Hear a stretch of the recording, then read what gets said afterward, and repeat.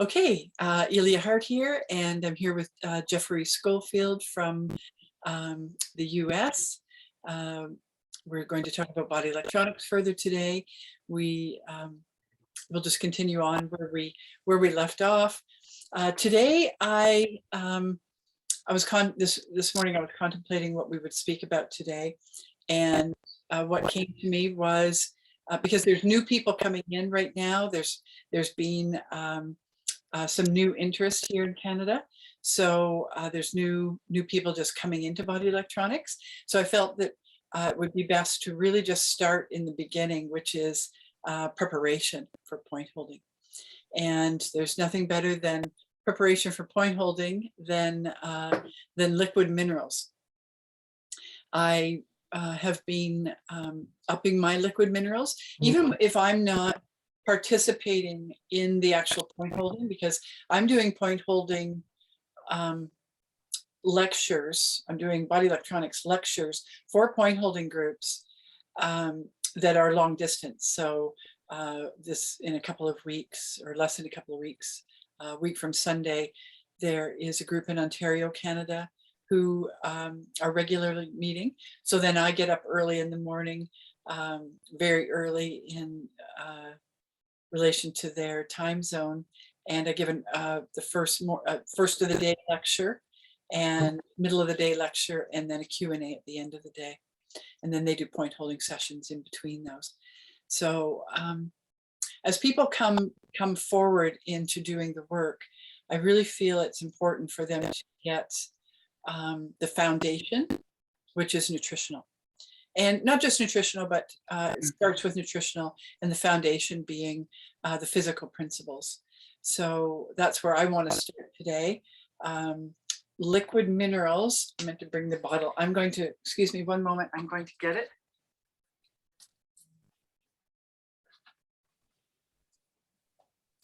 I think when people actually see what it is, this is a gallon of liquid. So this is what we're taking in preparation for point holding.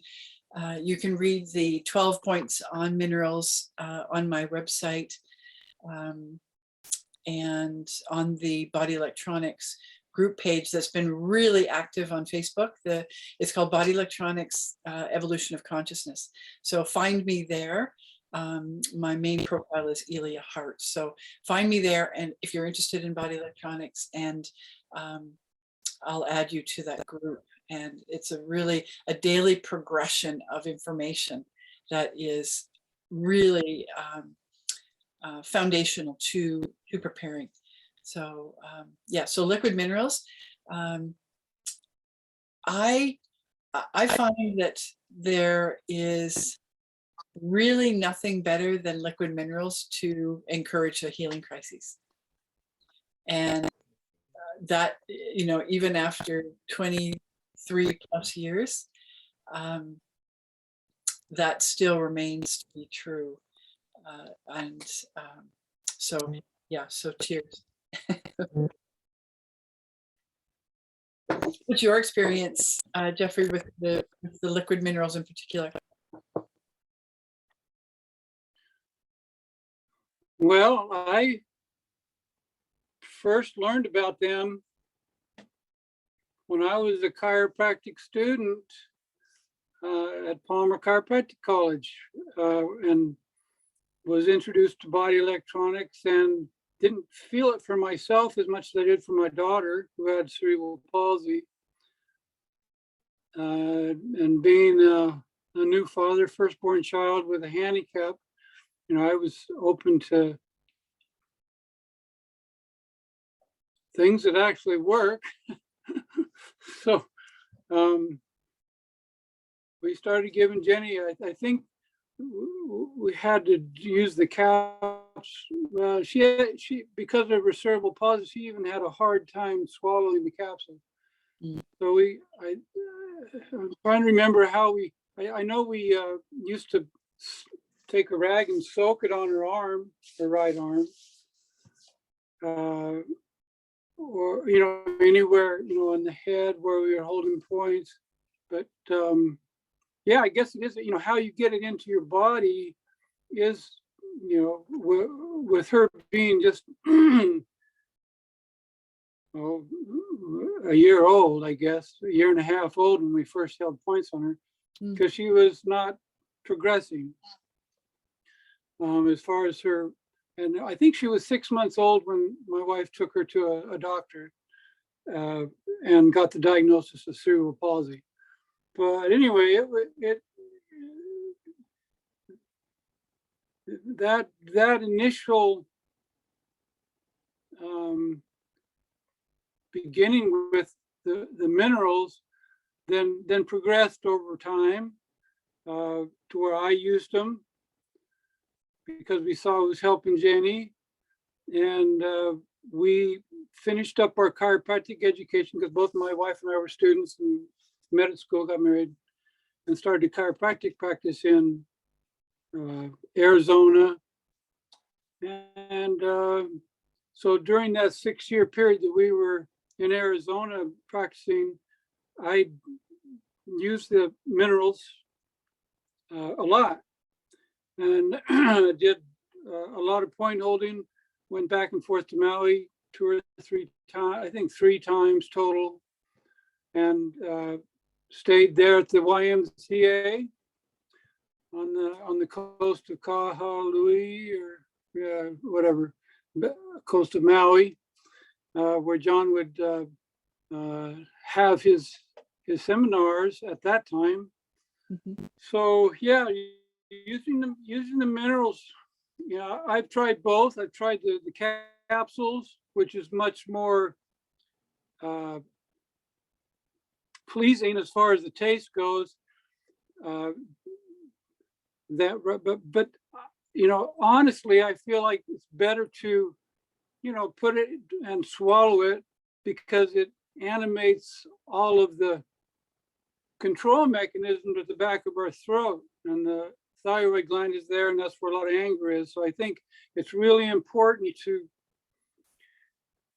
not spiritual bypass the throat area because we're too good to be angry, right? It's not and when people like myself, when they finally come to the anger and they realize what a raging storm is inside of them, yeah, it's like the minerals.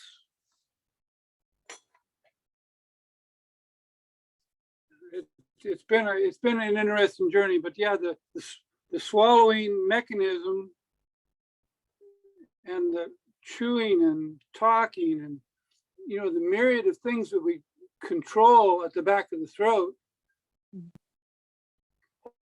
holds a lot of memory, and it's good to I think that what Illia is saying with showing you the jug of liquid minerals, I think if you have the ability to I don't know, what do you do? Did you mix it with like some grapefruit juice to make it more palatable? Because it didn't look the color that. Okay, so yeah, I found in order to help get it past. Yeah, and I've been in a routine lately of doing like half a grapefruit, half a lemon, half of a orange, and having some warm lemonade in the morning to start off my day. Since talking to you last, actually, where you were showing me how you drink a lot of lemon water, but the water in our body, liquid minerals, liquid, that would be the water that are. I'm sure there's many people who understand that water has memory and that all of our thought, words, and emotions are recorded perfectly in our water, in our biofield, in our body. There's a perfect, it's almost like, a supercomputer, if you want to look at it that way, where it's really important to realize that we are the creators and not give our power away, as would have the artificial intelligence people have us do, because everything that's being developed in the technology world now is a reflection of this right here. So I'm really excited to hear that you have people who are coming in. And so starting with the minerals, I agree. Now, I will be honest, because of what I'm doing right now, and it's obvious. If you were to ask Eleanor up there, I haven't ordered minerals or been using minerals for quite some time, but I have an account up there. I can always call there and buy my minerals. But, you're lucky because you have, in Canada, we have the additional 25 to 30% on our dollar, and the shipping and the brokerage fees are quite high. So you have the advantage in the US of not having that. Yeah, so there's nothing really, I want to say, for the people that are coming that are new. So enzymes are number one on the nutritional program, and minerals come to a close to number two. And that the reason for that is clear in the literature. So I'll leave that for new students to find that. A couple of things that I want to say about the liquid minerals. First of all, they are extremely detoxifying. We're in a time now where detoxification is extremely important, and on so many levels, and for so many reasons. So detoxification, number one, alkalization, number two, and what's really important for the point holding process is the ability, when you have a mineral saturation in your body, the ability for that energy to be present, that electrical energy to be present for regeneration to occur. So it creates a synopsis in the cellular structures, and it allows that for that electrical synopsis to take place. That's how I see it, and with that, then the regeneration may occur. So in body electronics, we build, for the point holding particularly, we build our liquid from what we call maintenance level, which is what we would just take if we weren't going to be point holding. And so in my life, I take 3 caps a day, and I take them separately. So I take one in the morning, midday, and in the evening. And that's my maintenance dose of caps. And then even though I'm not point holding, I, because I'm teaching, I go into the healing crises and go up into saturation level of nutrition with the people that are encouraging the healing crises to point hold. So I feel that it's like a morphogenetic practice that I do with the people that are readying themselves to point hold. So that's why I'm using minerals, and I'm coming up to saturation, which is somewhere in the neighborhood of 12 ounces of liquid. And that's in addition to the caps. And that's kind of like the minimum dose. I remember going very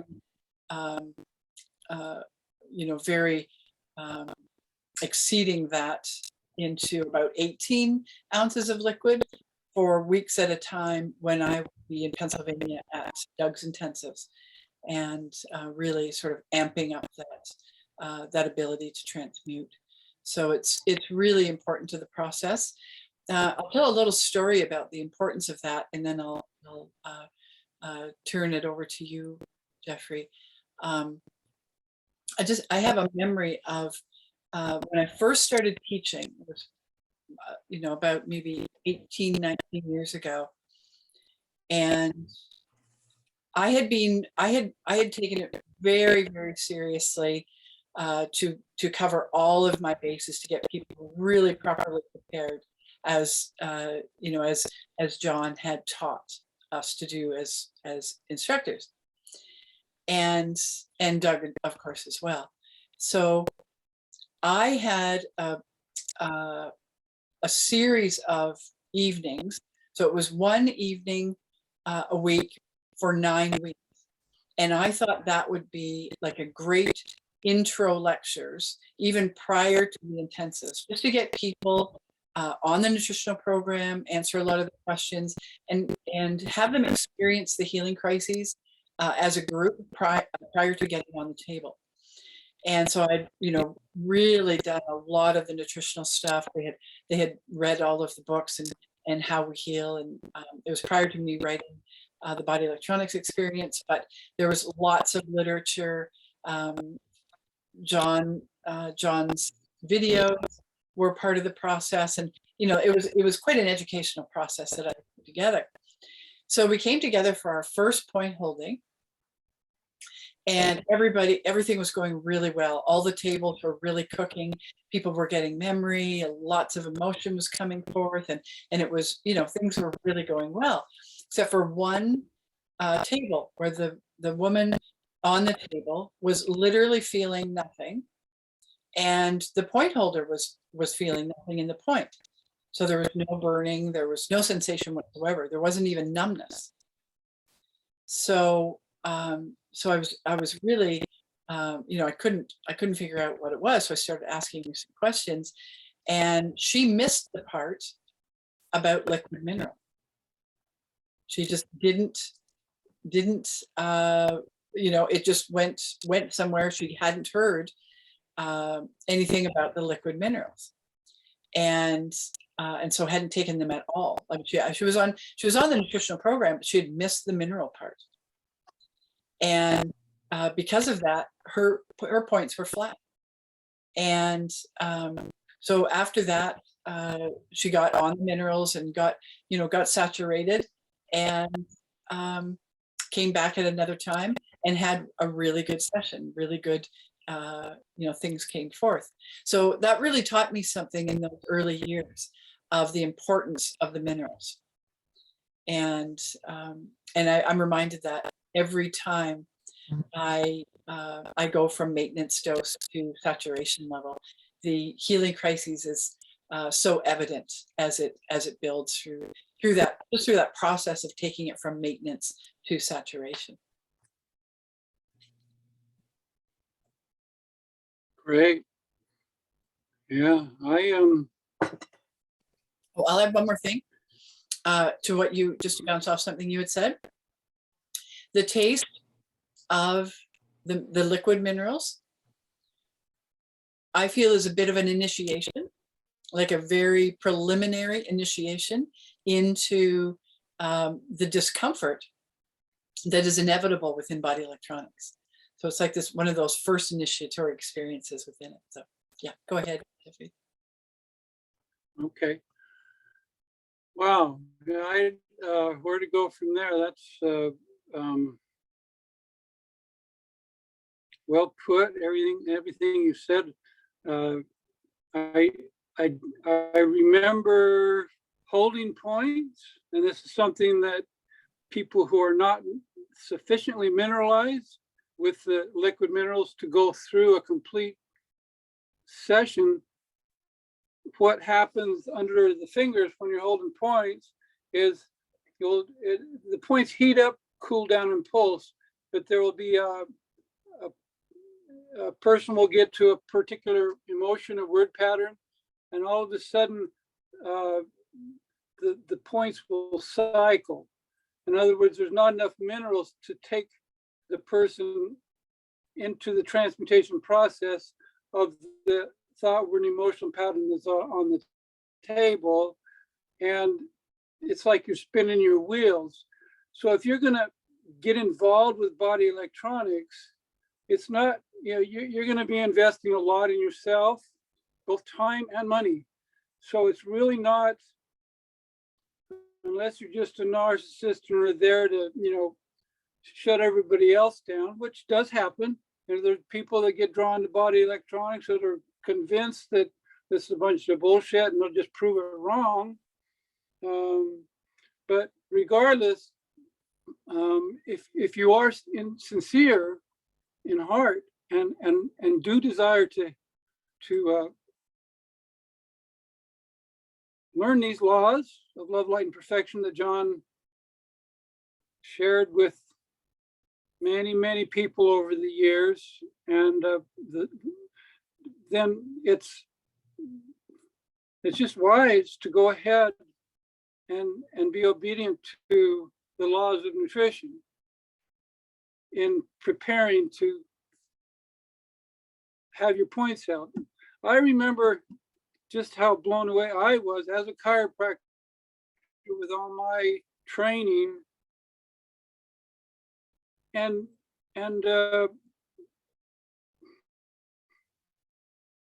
came to realize just how much of a reality it was as I was having my points held, and thought word and emotional patterns would come up, and I could with the mineral saturation, I could literally feel the transmutation process coming through, and the pain would melt, and then the points would cool off, and then there would be a pulse. And whether you're holding points or having your points held, you can sense both of these. Although when you're having your points held, it's like a aha moment when the penny drops, and you're like, bloody hell, that is how my body works.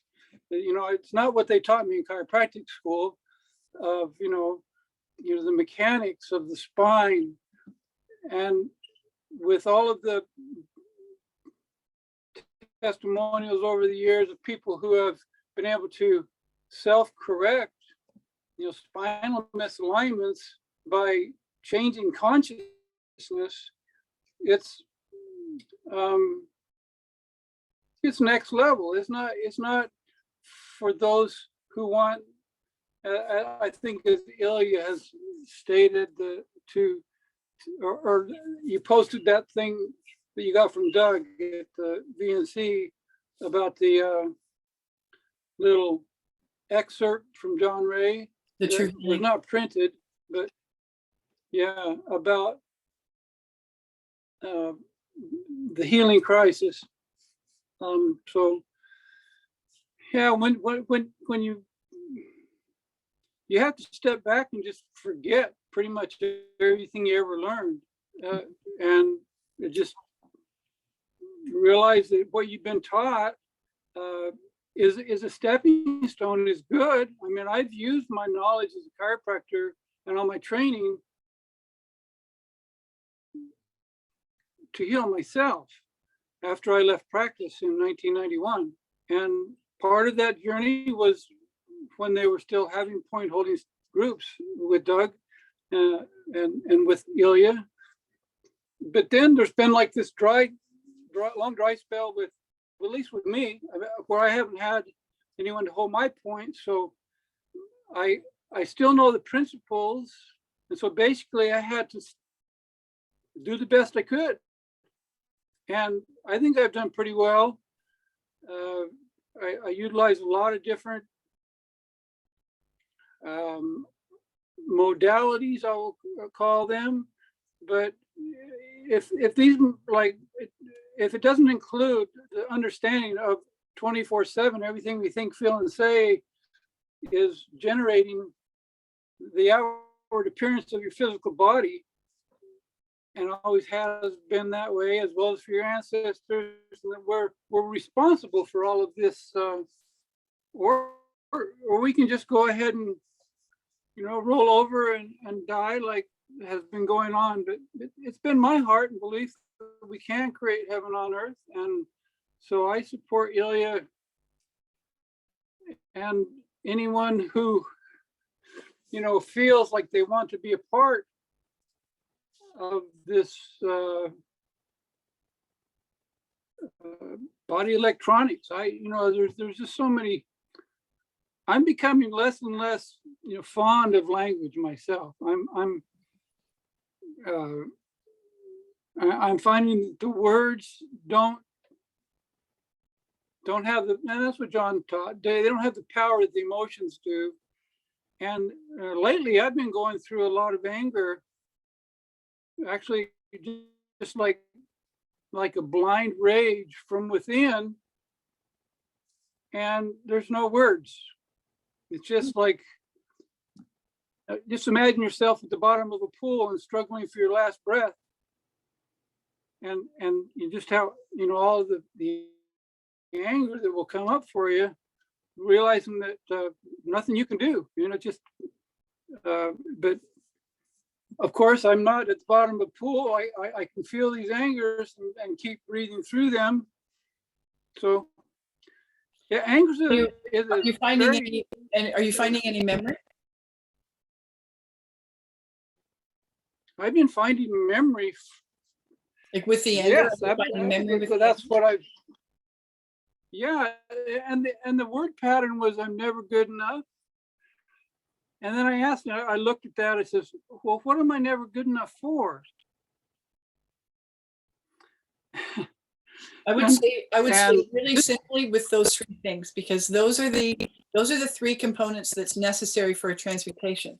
So if you got the memory and you have the emotion and you find the word pattern, I'm not good enough. That's, as you know, it's like one of the foundational word patterns that many other word patterns are built upon. And if we find those three creative components, then we have the three things that we need to transmute. We have them simultaneously, and that's what we're looking for. So if you have that, then you have what is necessary for a full transmutation. You know, as we move forward a little bit right from the beginning, we can sometimes only get the emotion, or if somebody's more of an intellectual, they'll maybe get the words first, and they'll only have the words. And then we have to find those other two components. But when we have the three components simultaneously, that's when we have the perfect combination for a very successful transmutation. So I would keep working with that and just keep bringing those three things simultaneously. You know, don't bounce from one to the next, but really just come to the bringing together of those three things. And then of course, transmute it. Well, I find that I am able to move through these emotions by keeping my body still. A lot of times it'll be 3 or 4 in the morning and I'll curl up in the fetal position and just feel it. And I have some breathing techniques that I've learned over the years to kind of move that energy through my being. And it's an amazing release that happens. And I've been doing this, it's kind of, I started with, you know, the body electronics, but then when there wasn't that support system, I got into rebirthing, and I've taken a good close look at the prenatal environment, which we talked about a little bit last time. But to me, that's like box 1 and box 2, I like black and white. Like I live in a basement. I've been a basement dweller ever since I started to go on the path to heal myself. But it's like the upstairs is like box 1. It's everything that's like, you know, the electrical, the plumbing, and all that stuff is very visible on the, like I'm down in my basement right now, which is where I live in this house right here. But box 1 and box 2, that Doug mentioned that on the video I watched on your website. And as soon as he said box 2, I said, well, that would be the unconscious, you know what? And so it's like when we're having our points held and we get in touch with just a specific word, it's got connections to box 1 and box 2. And basically for me, the box 2 has become the unconscious memories of the womb. That to me is, well, conception to age 3 or 4 is what most humanity has consciously forgotten. So in my way of describing unconsciousness, which we're all trying to awaken from, and remember our wholeness when we were hooked up to our mom and we felt whole. And the anger has been, I don't feel good enough to be hooked up to my cord and placenta again. That's what just came through as I did what you were talking about in the last few days. And then when I completed that word pattern, it was like, oh, simple enough. So, because I've been such a perfectionist, trying to. So was that go ahead? That encompassed with one or more of the three powers? Was that experience encompassed with that? Is that how it got its release? Yeah, I mean, I'm like a walking prayer, I call myself, but I'm always, turning any kind of looking outward for the answer and blaming someone outside of myself. I'll turn that inward and ask, well, I can't control out there, so how can I be responsible for this feeling that's in my being and transmute it with the laws that John taught? Yeah. And that you teach. It's like these laws are universal, they work, doesn't matter who's teaching it, but if you actually apply the principles, you'll know within your own being. And that's the only way you're gonna really get excited about body electronics is if the penny drops for you personally and you see your body shift, even if it's just a simple thing you've dealt with your whole life, right, and all of a sudden it's not there anymore, it's like, okay, what's next? Right. I had a session. John, yeah, go ahead. I said, John used to, I remember one time he was talking in lecture after point holding, and he said, he had people come to his seminars and they'd have this thing they were there to work on. And as soon as they transmute it, they say, okay, now what's next? It's like they just completely, it was gone, and now they're ready for so that's when you get self-motivated and excited. Even when it appears from the outward, there's really no, except for what Illia is doing right now. I'm not aware of any support system that is actually helping people get involved with body electronics. I haven't been teaching, although I forgot to tell you, I did teach body electronics in Scottsdale, Arizona, to my immortal friends, the what's called People Unlimited right now.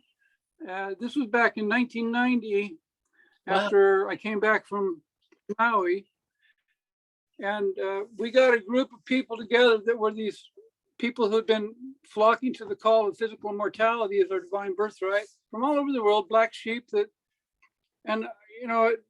to me, it reminded me of the gathering of the saints because I was raised a Mormon, but this was like a whole different consciousness. But anyway, we started holding points, and I held points on all of the main key players in this group. And we got the minerals and the enzymes. We got everybody, listening to Healing Crisis tapes, to where they basically had an understanding of keeping the body still, getting minerals in your enzymes, and let's just get together every Friday and hold points on each other. Perfect. And it was like it was really nice, and it worked for a while, but then they started to raise consciousness, and there was conflict come up in the group, and their whole structure fell apart as far as the direction they were headed. And that's when I spun out of their living and I went to live on a farm in Kansas and worked for Dr. Paul, who I learned a tremendous deal from. So anyway, yeah, I just gone with the flow as far as creating community, the thing that seems to happen when you start holding points and you've developed a community of people is that it's really hard once people hit levels of emotion that they don't think is them, and then the egos come in, and it's really hard to maintain a level of unconditional love for people in the, and so it's like I don't know. I would be interested in creating community. I've been working on building this place as a healing center for physical immortality for 10 years. I have beautiful 30 acres. So far, it's just me, myself, and I, and my ducks, and my geese, and my dogs, and Jolie, who's a Chinese chiropractor that I share this vision with, to have a healing center here. Okay, well, let's talk about how do you create? Let's talk about that, that? that community model, because the community model is really the ultimate in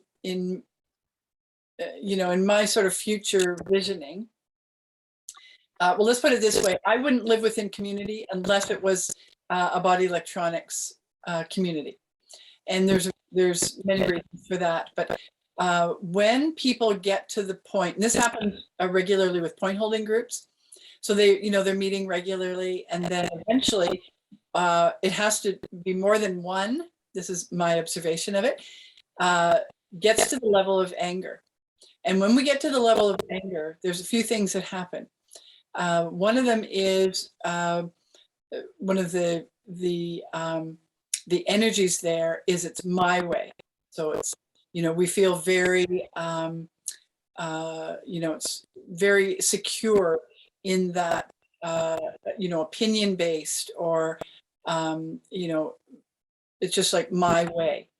And then the other part of anger is that it's an emotion that is commonly projected.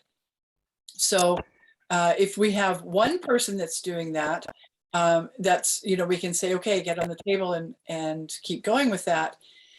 If we have two or more people that reach the level of anger simultaneously, what happens then is that in that my way mentality, they have perhaps forgotten that they're in a healing crisis, and that when we get to that point of anger, that's just a jumping off point to continue and keep going. So it's like this. It gets to the point where it's almost very seductive. We get into our power, the pseudo power of the mind, and that pseudo power wants to control. So in the thyroid, parathyroid, that is where we reach the level of anger in the emotional body and the power and control issues. So it's this perfect storm for conflict. So when we forget that, if we are forgetting that we're in a healing crisis and that we're actually working through these processes, then people start to want to control the situation and project. So if you have two, they start to do it toward each other. That creates, in my observation of groups in the past, that creates then a division within the group, and it usually starts with two people. These two people begin to want to create camps. So it's my camp and your camp, and then this division takes place. So this is why it's so important to have an instructor that's really present, whether remotely or actually physically. I step in those situations and make correction. Pardon me. So just reminding the people that, okay, and really congratulate them if they've worked their way up to anger. They've done a lot of work. They've done a lot of processing, and they've gotten through fear. You have to get to anger, you have to come through some fear. So just remind people at that point to bring it into themselves. No projection. Projection.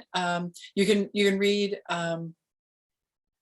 about that on my site. I've written a lot about sort of power and control and projection. I think that's one of the places that people get stopped in body electronics, where and like you say, the groups fall apart at that point. if there isn't the encouragement and the self-awareness to continue on to get through the anger and get into the level of pain. So so yeah, that it's really that basic. It's just about being, having that self-awareness. Do not project. Invite those energies back to yourself, those energies of anger, rage, volcanic, whatever, and find the memory and the word patterns that go with them, and encompass that one or more of the three powers: love, forgiveness, and gratitude. It's really that simple. But it's like I said, it becomes almost this, and I've watched it. Everybody has to go through this. If we go through it in the lower levels, we get lower levels of anger, but they're not powerful enough, pseudo power, but not powerful enough to seduce us into remaining there. So we continue and we go through pain, and then we get into the next level. But when we actually get all the way up to the thyroid, pure thyroid, it becomes very seductive. I look at the people that are attempting to rule the world. These ruler class, these hierarchies, leaders, religious leaders, government leaders, all of it. All of these people who seek that in their life, they're at the level of anger. They are, and it can look very beautiful, but they are still they are seduced at that level of anger, and they're usually highly intelligent and have levels of intellectual manipulation, and so those things become very seductive for people who aren't then willing to let that go and move forward into pain, where we actually can experience true compassion and that multidimensional aspect, that multidimensional, the other person's perspective comes into realization at the level of pain. And that's, I look at people that have experienced a lot of even physical pain or disability in their life, and you often find that they have these tremendous levels of compassion that they've developed, and that's come through that experience of pain. But yeah, that level of anger, I always in my lectures I say that the level of anger is actually my favorite level. My favorite level, it was my favorite level to experience, and I became very familiar with all the nuances within that level, and also was one of my my fond, very fond of it. Looking back after I went through, was willing to release all of that seduction, that that pseudo power and control, and be able to look back at it from higher levels of emotionality. Pain and enthusiasm are the two that are above anger in the evolutionary process. So looking back on anger, I look back on it very fondly, and then when you have that multidimensional viewpoint that is gained through pain, and then the ability to encompass it all through enthusiasm, or what we call enthusiasm in body electronics, which is the essence, or the infinite love within, which is the transmuting force that we apply on all levels as we're moving upscale through the levels of emotionality, and into getting into the mental body. That's a whole different topic, but I look very fondly upon anger, and I want to make something clear here too for people that that are, you know, newcomers into the work, that emotion, particularly anger, is once we've come through, and I guess, you know, I haven't witnessed it, but I know of all possibilities. So there is a possibility that people can come through very quickly, like particularly even with all of the work that all of the body electronics ancestors have done over, you know, great periods of time and effort, makes it much easier for people coming in, and I recognize that greatly. But I want people that are new to the work to understand that after we come through, you know, with great effort, whether it's a short amount of time or a long period of time, it's not that we are not going to experience those emotions. It's that we are then, we have a fluidity within our emotional body.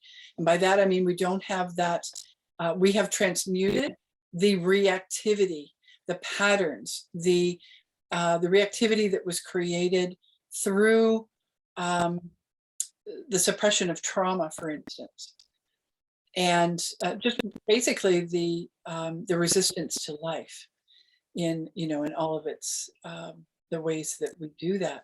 So when we transmute the emotion, let's look at grief for another example. A lot of people are grief suppressed, and when we allow that to come up within the healing crises, we find the memories and the word patterns that go with that emotion. We encompass that with the infinite love, and we get to some transmutation on that. Then we are releasing, completely releasing out of our cellular structure, out of everything, out of our auric field, out of our mental body, emotional body, spiritual body. We are releasing that energy back into like a recycling state. We say it goes into the void to be recycled. And when that occurs, those reactive patterns that we were working with before cease to exist for us.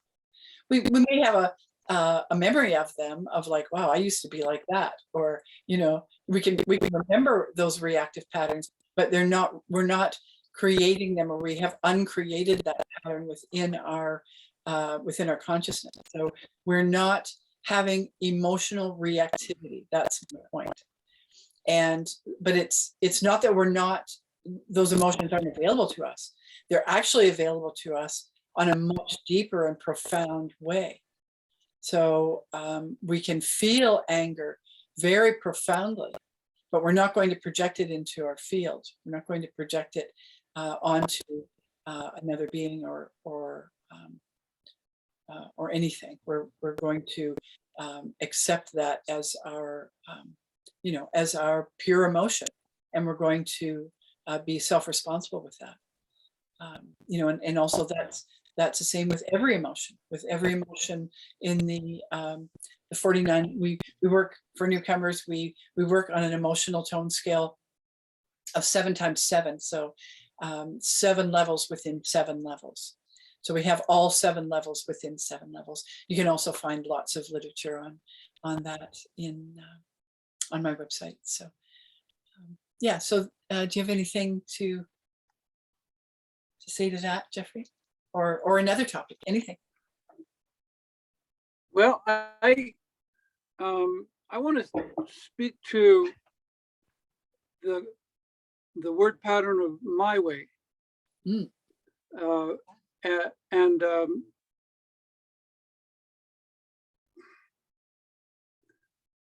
relate it to what I've remembered, as far as every one of us had this my way. And that was when we were, how we, despite in uterine traumas, we were able to survive. And the only way we could survive particular experiences in the womb was to literally shut down a part of our emotional body, a part of our physical body, and that is why the my way is so powerful, because we had to literally kill a part of ourselves to survive into embodiment. And this is why this concept, everybody has the, and we don't even, it's so part of our normalcy. We don't even know it's how deeply it goes. But if you think of the umbilical cord as the way, the Tao, and the Dantian, the belly button, and you have the lower chakras and the upper chakras, and they all work together with a suck push mechanism to maintain this flow along the umbilical cord, two directions at the same time.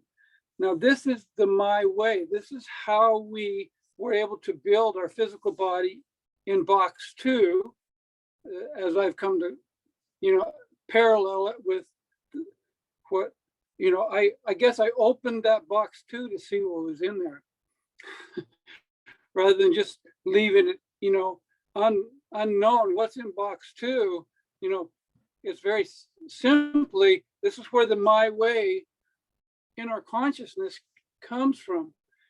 And I've said for years, as I've gone through this and look back at, let's say, the perception of conception, or the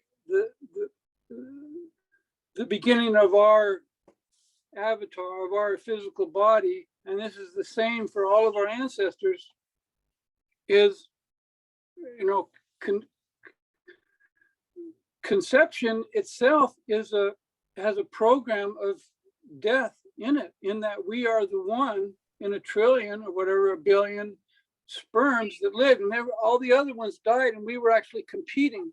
So I've said for years, until we can get past the consciousness of conception to the higher levels of consciousness, we're gonna keep butting heads against this memory that keeps repeating itself in the form of wars.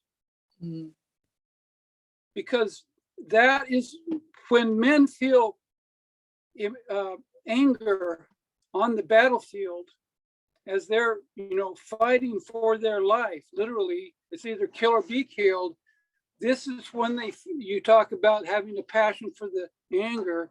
Well, this is what fuels the whole military industrial complex, is this memory of my way. And so the rulers of our society, like you were mentioning, whether it's government, science, religion, all these completely opposing concepts of life based on the right and left brain and the split in our own consciousness of the I amness in the heart, we're going to always come to that separation. Separation is what the whole aspect of government is, to keep the separate lone identities. This whole lockdown thing is basically an exercise in complete separation for us to experience and remember what's already inside of us, because we've been running from loneliness, and so we have groups and but really the only place you'll ever find your power, this is what I'm coming to, is within. And it's that way for me as a doctor. That means I have to heal myself. That means everybody else has to heal themselves too, if it's a correct principle. So I just wanted to, when you were talking about my way, I wanted to kind of open that box too, and kind of connect it to what has come through me as I've been on my way journey, I suppose, the way I've been directed. And I'm not making, what I'm saying is my way is the way, and your way is the way. You have to listen to your light. And that's why all of us, unity and diversity, I think is what John Ray used to say, or we're all unique deviations from the norm, whatever that is. So, and you discover that to drop that facade of separation, because there's only one of us. And And that's what, when we really take that on, then we'll have community. We'll want to be together, you know. The unity in diversity. That's the but we discover the realization of that. Like we can intellectualize it, and I mean I've had many experiences in intentional communities, and 9 years experience with a very traditional yogic community, and so I've witnessed and experienced the community without transmutation.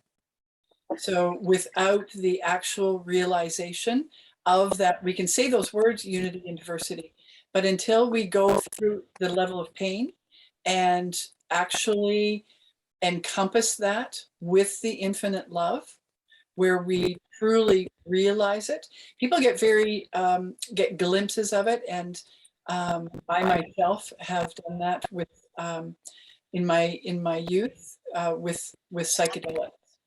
So I would have this like glimpse beyond the the sort of pattern behaviors that we go through life with. And so those glimpses can sometimes inspire people to have the realization. So what I'm saying here is the realization really has to come through the transmutation of pain. And that's where we really have the realization that we are a unique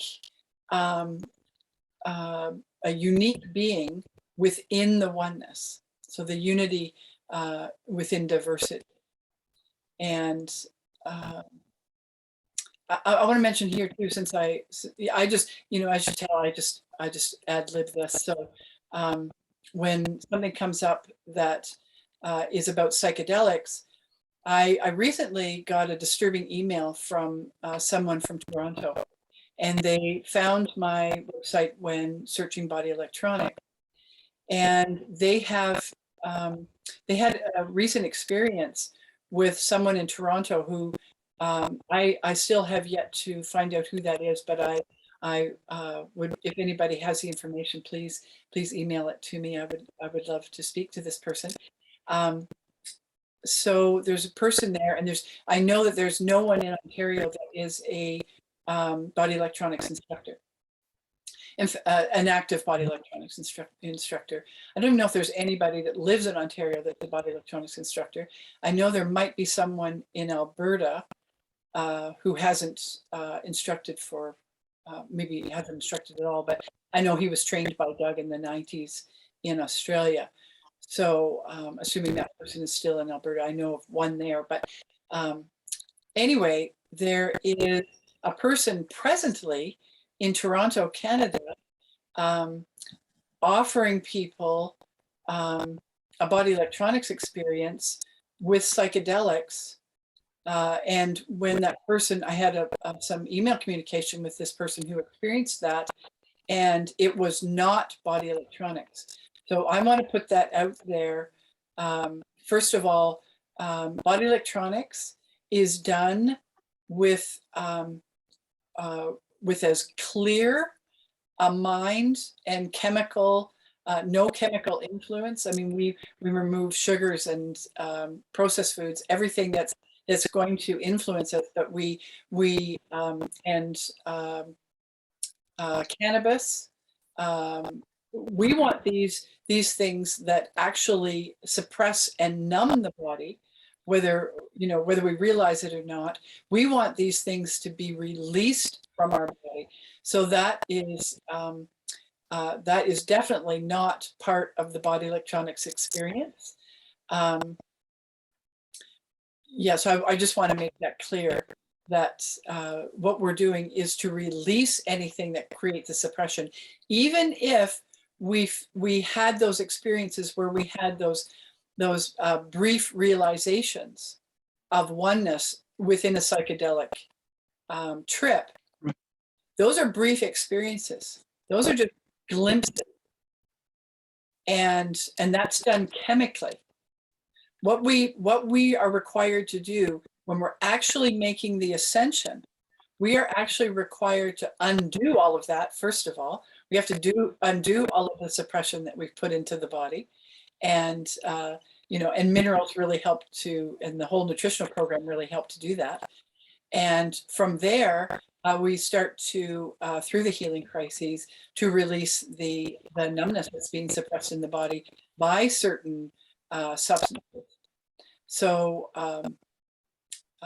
so I really, I want that to be really clear especially for anyone who is contemplating joining the body electronics work. Thank you. Yeah, I have some thoughts about the psychedelic arena myself, and they're pretty much parallel what you just said. So I'll just kind of flow with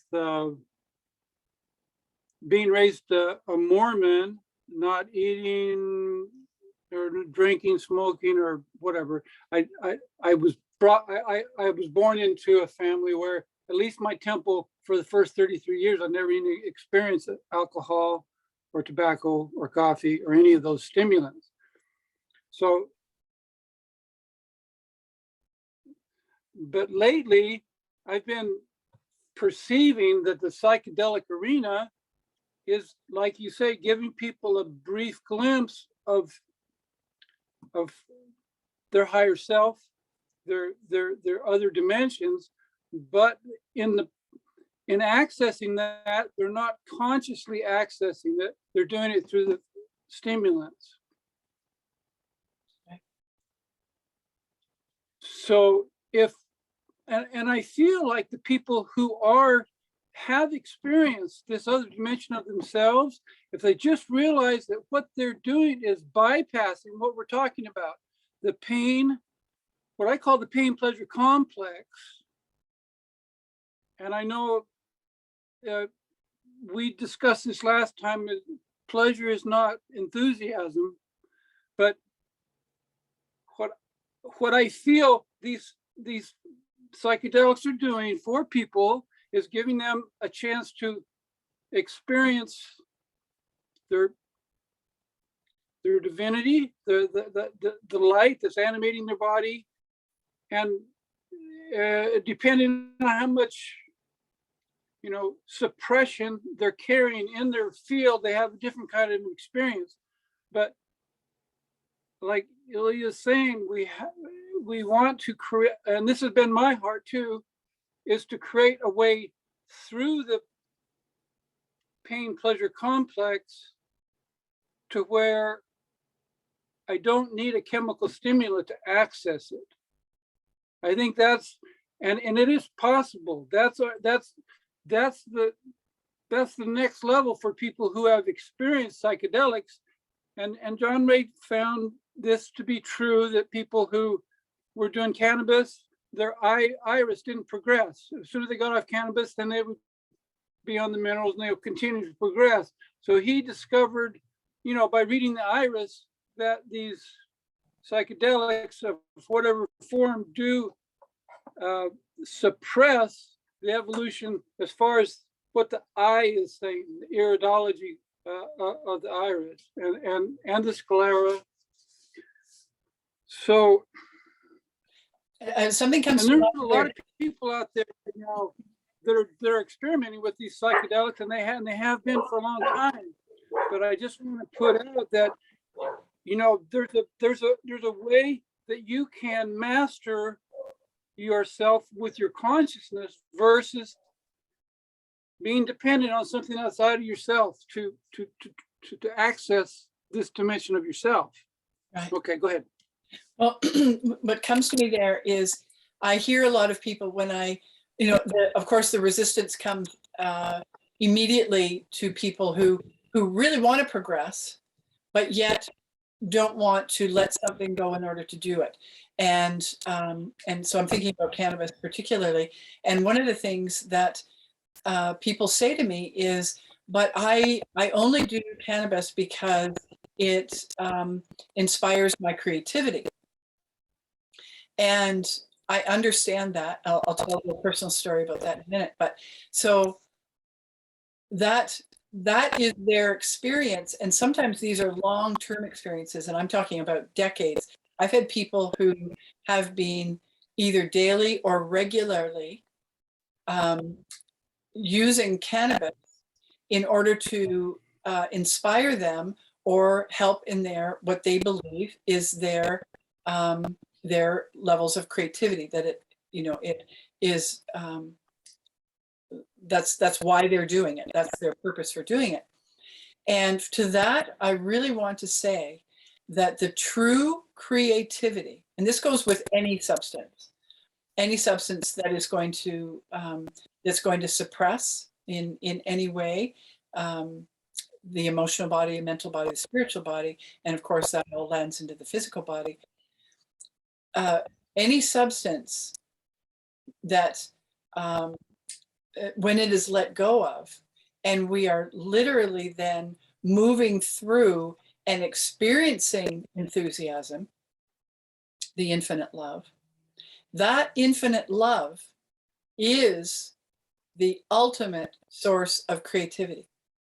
But until we experience it and make it our own experience, that's the only way that it's realized. We have to realize it through our own experience. But I'm here to tell you, and I'll give a personal experience. So I was born in 1959, and even though I was a farm, we were a farm. I was a farm girl, and we were very much separated from society. All I had was a small radio, and as I grew into like 10, 11, 12 years of age, and when I was 10, there was Woodstock. And I think a lot of my early experiences, I think I wasn't precocious in the sense that, that some of it was coming from my own consciousness, but I think I was also influenced by an elder brother that is 5 years older. And so I discovered that there was going to be a Woodstock, and at 10 years of age, I wanted to attend Woodstock. I remember the feeling, the inspiration within me that really wanted, and I got a map of I got a map of Canada, and or a map, it probably was a map of Ontario, and I found Woodstock, Ontario in Canada, and I remember putting it on the kitchen table and having my parents look at it and say, I have to go here. This is, it's not very far from here. And I didn't realize that it was actually Woodstock, New York. So I was very, very much wanting, and I think it was morphogenetic too, where I was really discovering this onset of consciousness that was being activated on the planet. And so from there, even as of like 11, 12, 13 years of age, I was, smoking cigarettes. I think I know that I took LSD when I was in grade 9. So I was probably like 13. So 13, 14, 15, I was doing LSD. We were, experimenting with a lot of drugs. And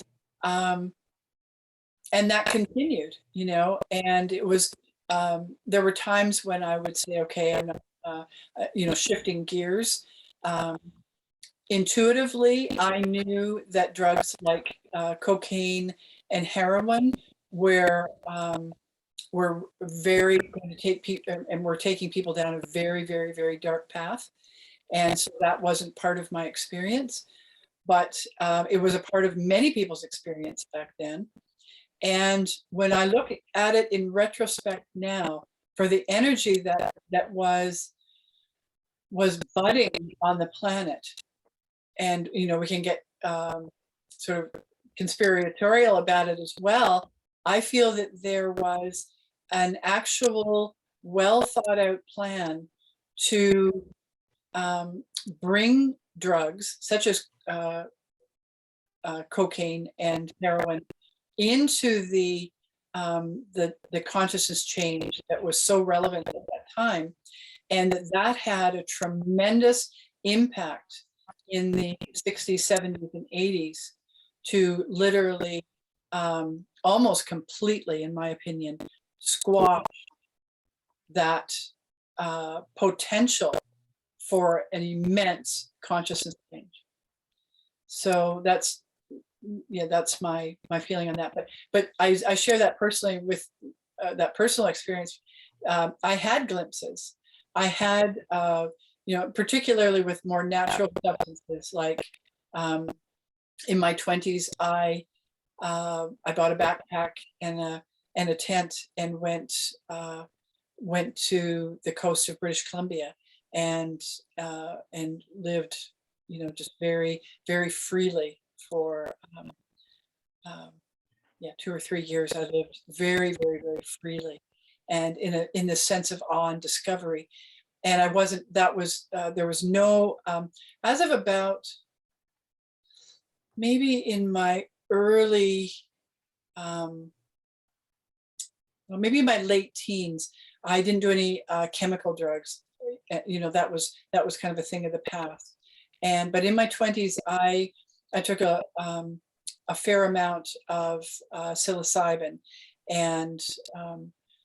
and had extremely beautiful experiences where I had an interconnection with all living beings, particularly the earth and trees and plants, and that had an effect upon me. That had an effect upon my awareness. But I realized very quickly that I couldn't maintain that level, that intense level of connection that I experienced with psilocybin. I couldn't maintain that connection, and that is when I really turned the corner in my pursuit of higher consciousness, to let those things go in order to experience it naturally, in a way that is natural. And that took me into the yogic ashram, what I mentioned earlier. I had 9 years with a very, very strict practice in Kriya Yoga, Mahavatar Babaji being the Sat Guru of Kriya. And then from there, I went into body electronics. So in both of those, it was like the Kriya Yoga and the years of study in Ayurveda, which I earned a degree and was starting to practice Ayurveda. I think I told that story last time, where I just started my practice, and then body electronics was sort of put in my lap, and then I went from Ayurveda to body electronics. And like you say, your chiropractic work comes in, and the all the knowledge that we're given in life, everything that we experience, becomes wisdom if we really truly have realizations and keep moving forth. But I think that's a very, very important aspect for people to understand with the practice of body electronics, is that those letting go of those things that, like you say, the chemical compounds or the stimuli that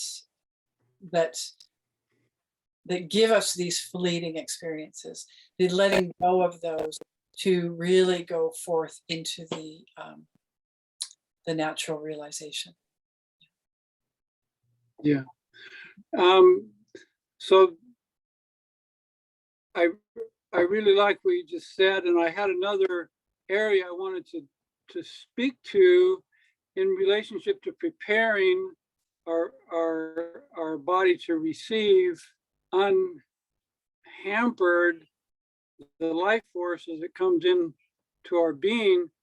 And I know John talked about the teeth and the effect of metal in the teeth, and how dealing with the metal in the teeth was a part of the journey, not necessarily the initiatory states, but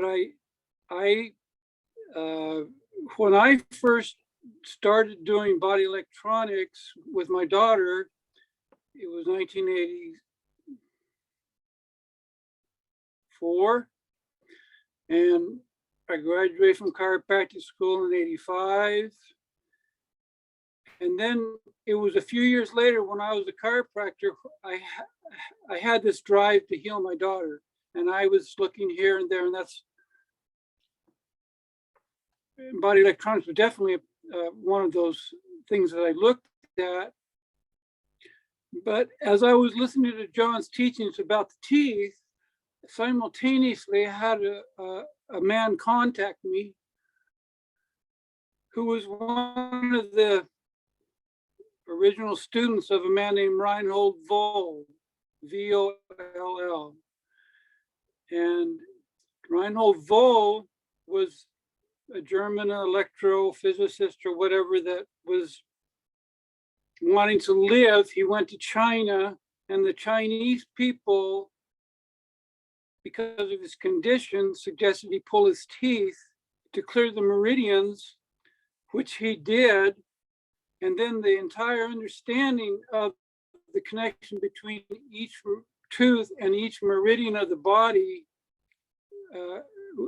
he was allowed to translate that into German and then translate it from German into English. And then Dr. Voll, who was deathly ill when he went to China, he lived another many years, and he went around Canada, Europe, America, teaching dentists full extractions. Now, the American dentist took that and changed it to pull the amalgams out. Now, when I was contacted by this man, I was also hearing the teachings of John about having the metal removed.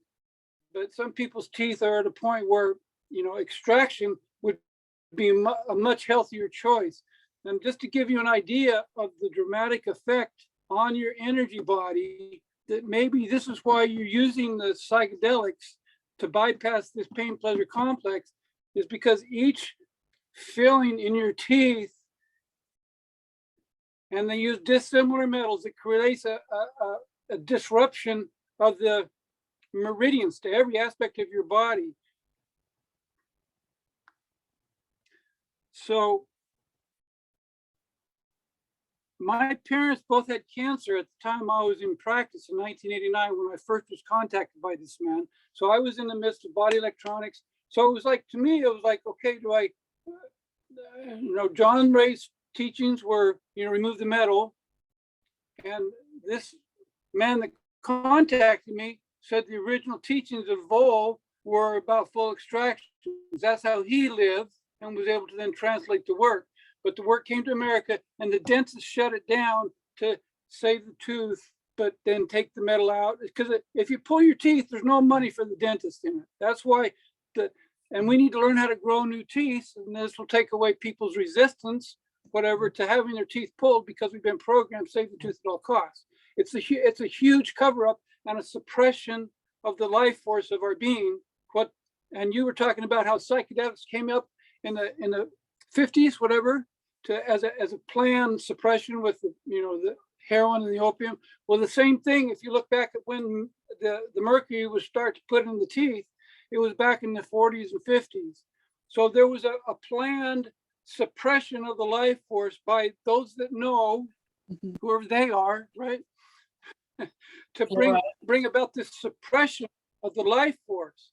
So anyway, I was doing the body electronics. I'd done a couple of trips to Maui, and I just intuitively felt it would be better for me to have my teeth extracted, because I had a mouthful of metal. as did my wife, who's also a chiropractor. So we went down to Mexico, had our teeth fully extracted in 45 minutes. Those guys know how to pull teeth because those guys are poor down there. And so their dentists are trained in full extractions. I went to Nogales, walked across the border and I went with Ben and Rita, who were the people who contacted me and told me about this work, about the understanding of the teeth. So, you know, directing the attention towards saving the teeth. Ben was contacted by people. He saved the lives of 1,100 people over the period of 30 years who were terminally ill, had cancer, sent home to die, nothing we can do. And all he would do is clean them out with some homeopathics, take them to a competent dentist, get the teeth extracted, and just tell them you got to eat a little bit of meat and protein or your body won't heal, and just go back about your daily life. And these people would live another 20 years simply by clearing the meridians, because the life force will not be jammed by this dissimilar metal in the mouth, which, right. You know, you start looking at what we do in the cranial work, and, you know, in the tooth remodeling that happens for some people, when you start to realize just how magnificent the body is and how intense the suppression of our ultimate potential has been by the powers that be, way before we even came on the scene. You know, it's like, and what's happening now with their last ditch effort to, you know, bring about the genocide that's taking place right now. We need to wake up. This is not time for wait and see. I wanted to throw that in there about my experience with teeth. My parents both lived another 20 years when they had their teeth out, and more than that, they lived 25 to 30 years. And I feel that they were terminal. They were saying home to die. Yeah. I think often too, what comes to me with the infections that come, especially with and in How We Heal, in Doug Morrison's book, which is a required reading for my courses.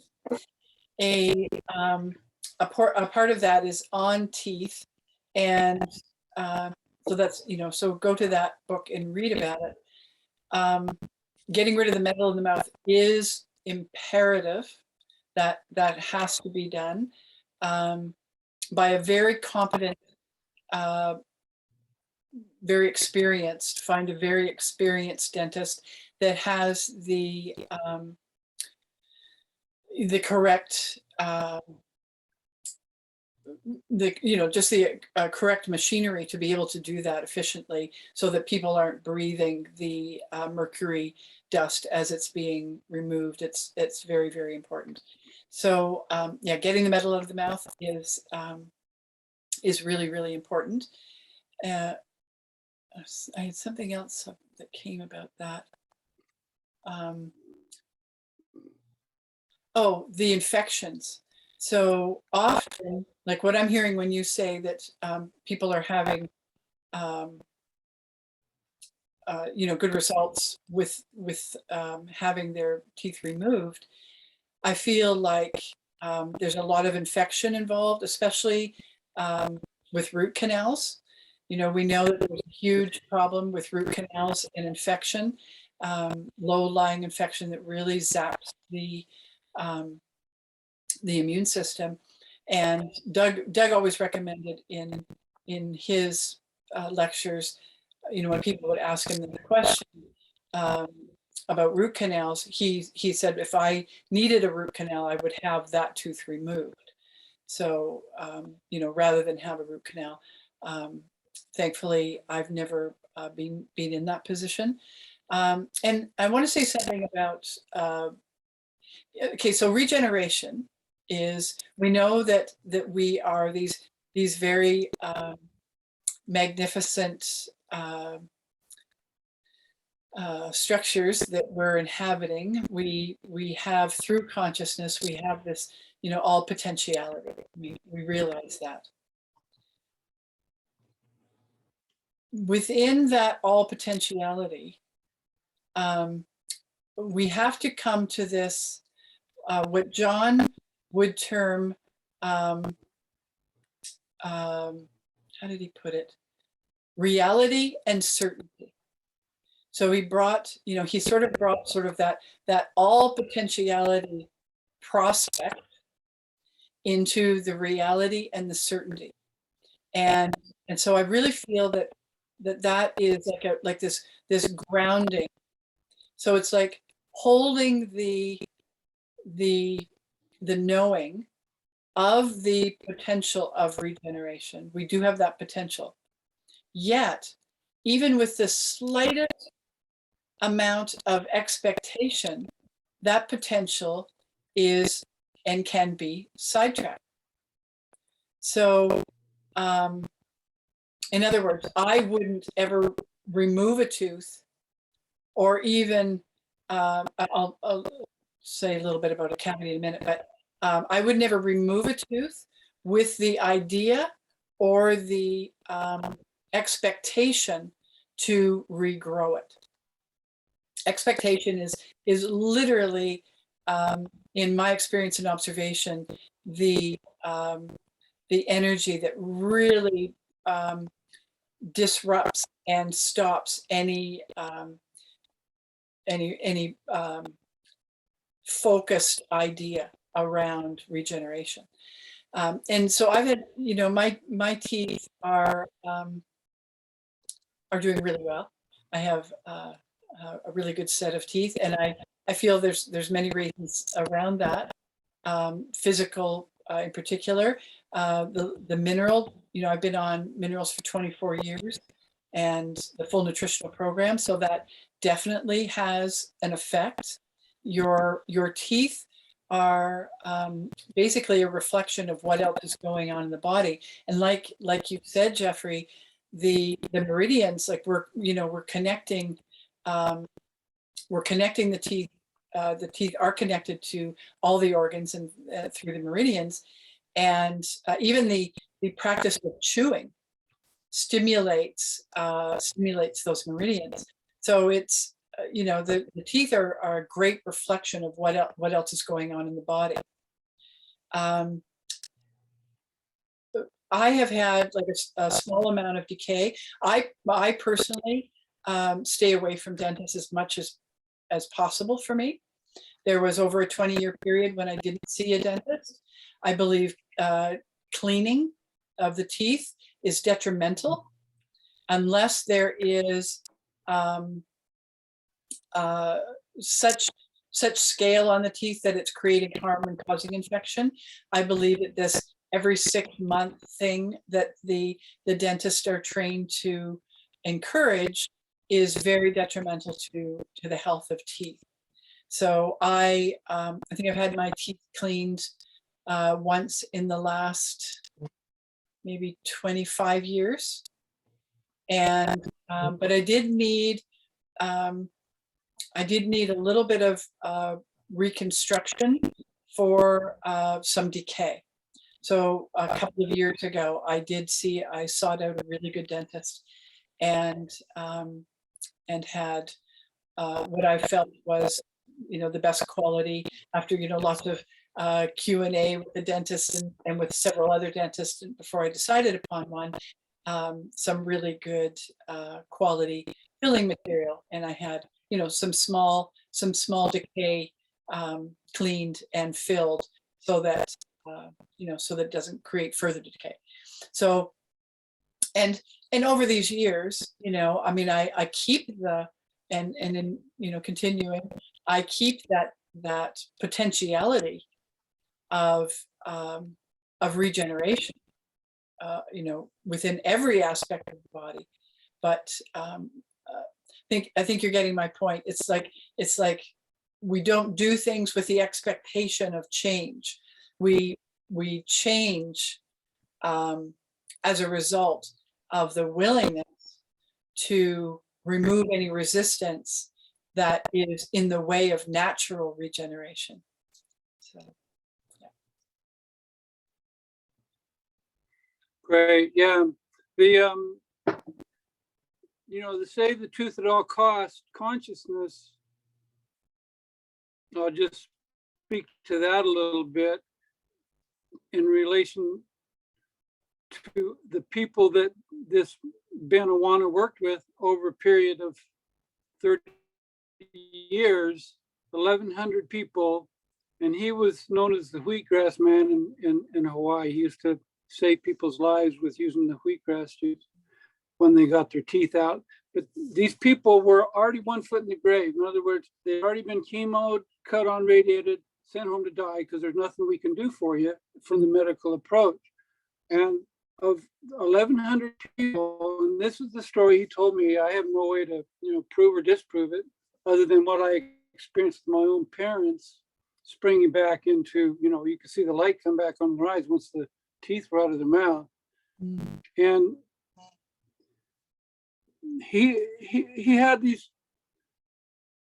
these people would live another 20 years and he really wouldn't intervene at all other than just, get your meridians clear and the body will heal. And he says it takes a couple of years for the body to actually process. Once those meridians aren't being jammed, then there's going to be all this, and I experienced that, the collateral, and I was doing body electronics at the same time.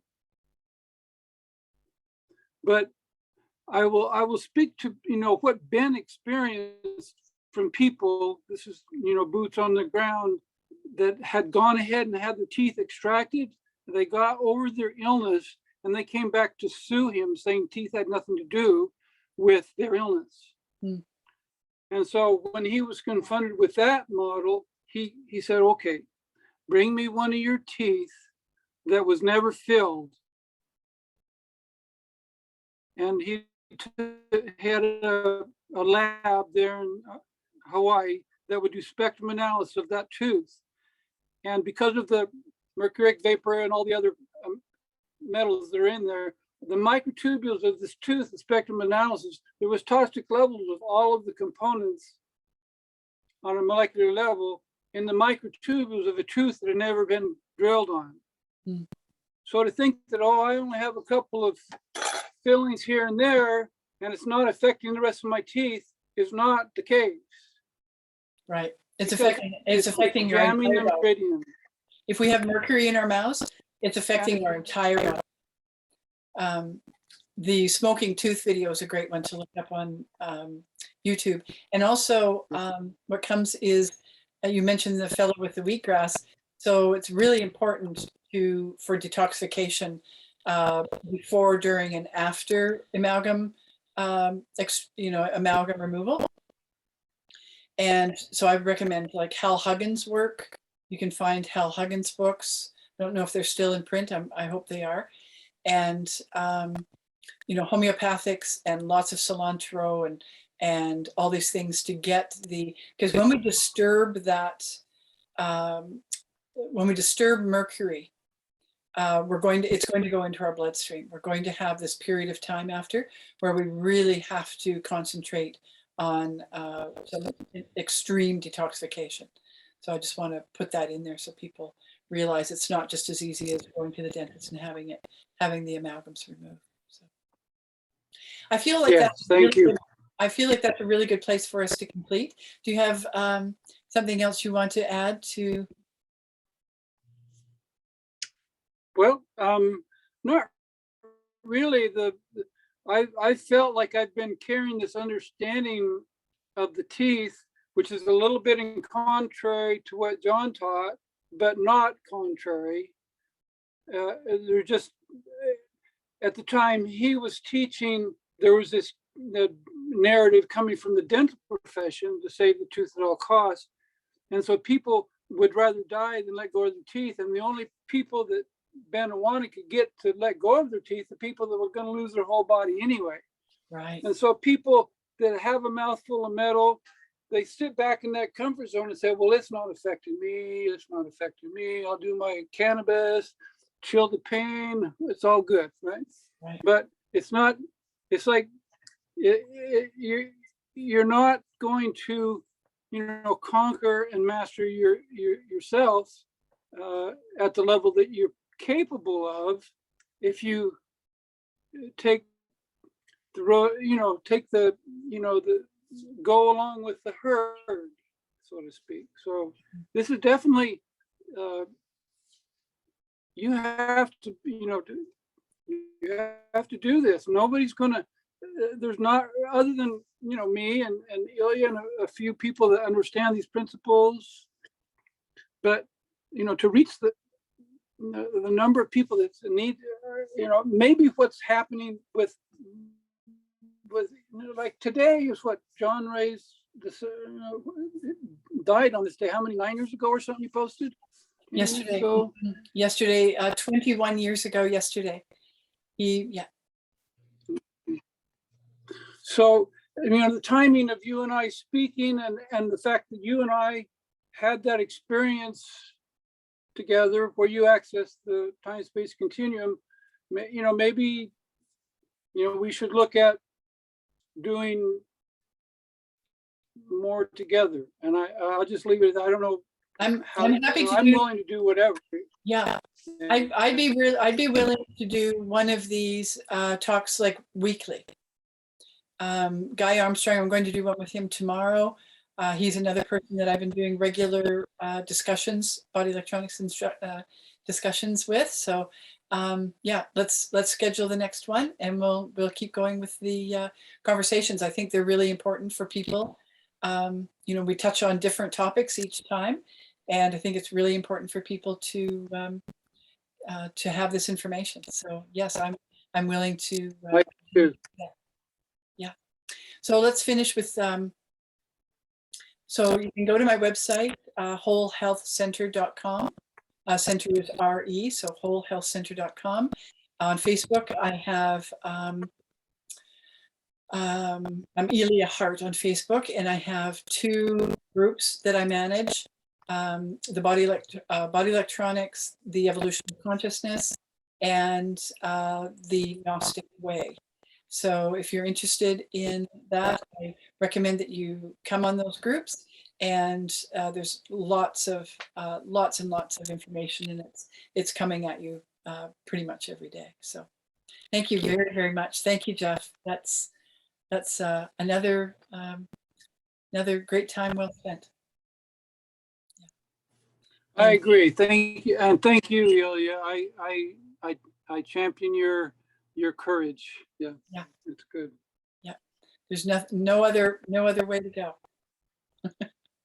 Yeah, and thanks to everybody who watches this and who has the willingness and the courageousness to move forward into this tremendous and magnificent work. Okay, we'll end it there. Thank you. Thank you very much.